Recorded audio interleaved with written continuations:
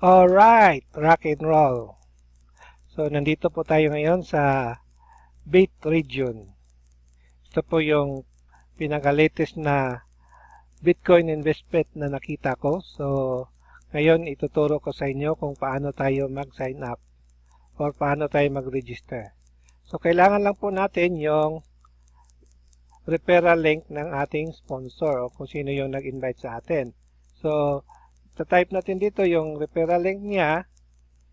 Ito yung username ng ating sponsor. So, ito po, include natin yung isa sa aking mga downline. So, ito po yung magiging sponsor nyo, pangalan niya. So, ngayon, click natin tong register. Yan, sign up now. Kung di mo tayo makikita, pwede kayong mag-scroll sa baba. Nandito yun naman yung join now. Yan. So, hanapin natin yung sign up. O yan, sign up. Click natin tong sign up. Yan. Then, email. Nang i-register natin. So, yan ang email niya. So, type natin yung dalawang password. Then, sign up. So, ganun lang po. So, please verify your email. Verification email has been sent. Please verify your email address is noel@yahoo.com. Yan. So, check natin sa email niya yung verification link. So, punta tayo sa Gmail or depende po sa email nyo kung ano yung gamit nyo. So, punta nyo sa email nyo yung verification link. So, punta tayo. Nandito ngayon. So, nandito ang email ng Bitregion. Thank you for registering with Bitregion. Please confirm your email. So, click natin to. Then, click natin tong verify your email.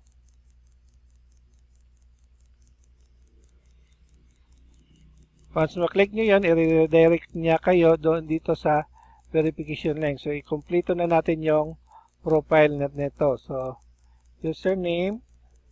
So, pangalan. Noel. Asiho.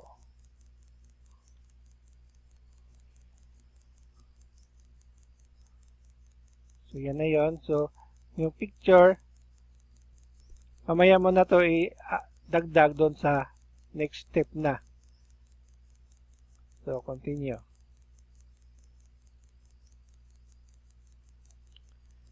Ngayon, pasok na tayo sa Bitregion dashboard. So, nandito tayo yung welcome message na successfully membered. Welcome sa Bitregion. Check natin sa ating personal info.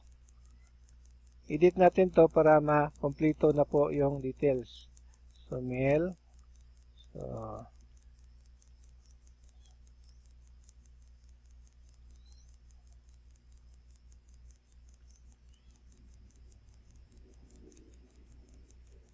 yan. So, update. Lagyan din natin ng picture.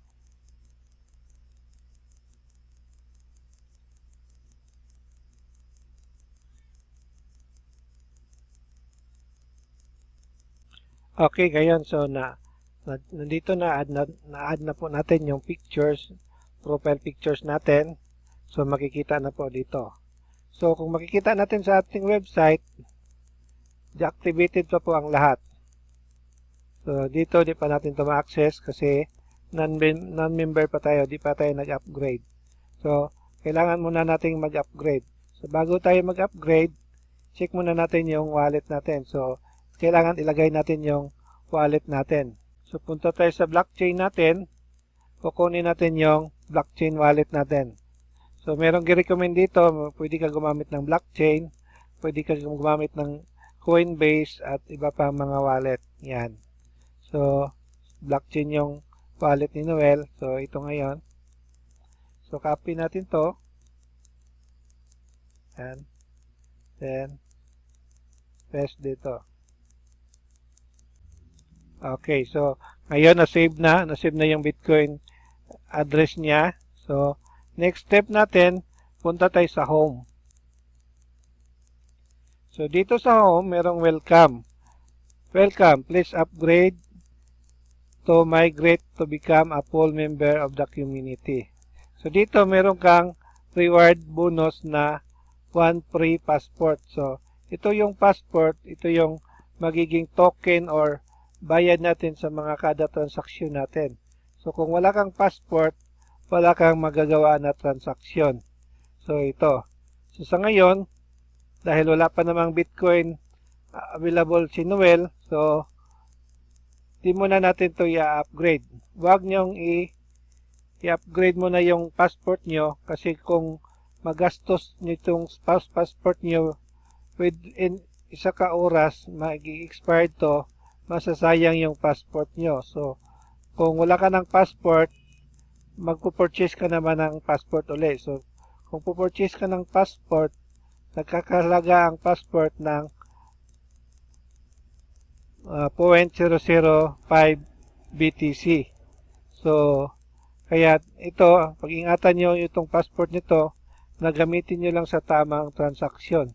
So, ngayon, dahil wala pang, kung i-upgrade natin to, wala pa namang tayong Bitcoin na available ang ating downline.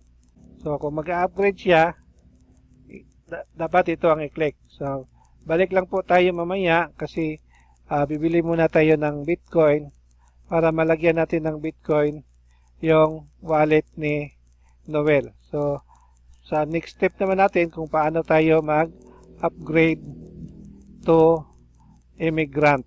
Yon ang next video tutorial natin. Again, kung meron po kayong katanungan, meron kayong mga di naintindihan, PM nyo lang po ako sa Facebook para ituturo ko sa inyo kung paano yung mga ibang details na inyong hindi naintindihan. Ito po yung Facebook ko. Yan, tandaan lang. So, better i-message nyo lang ako. Then, ako nang sasagot sa inyong mga katanungan. So, maraming salamat po sa pagsubaybay. See you next tutorial.